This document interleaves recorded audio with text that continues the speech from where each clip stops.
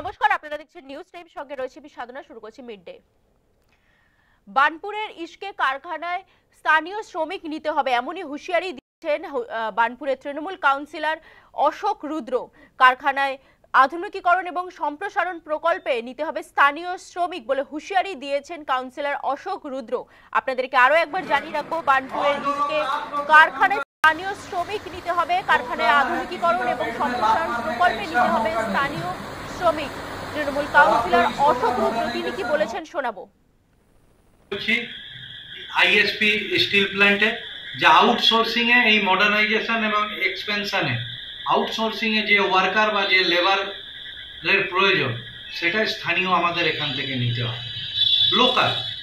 আর যদি এখানে সেই স্কিল্ড ওয়ার্কার না থাকে তখন বাইরে থেকে ঠিকাদাররা আনতে পারে।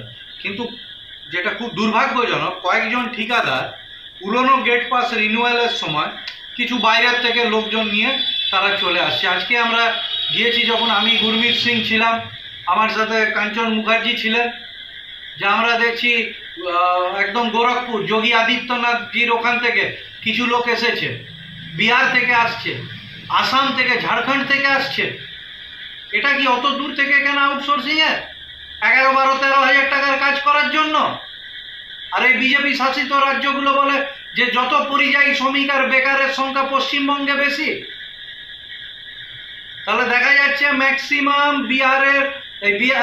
বিহার, ইউপি, আপনার ঝাড়খণ্ড বলুন, আপনার আসাম বলুন, দিল্লি বলুন, উড়িষ্যা বলুন, সেখানকার ওয়ার্কাররা এখানে আসছে।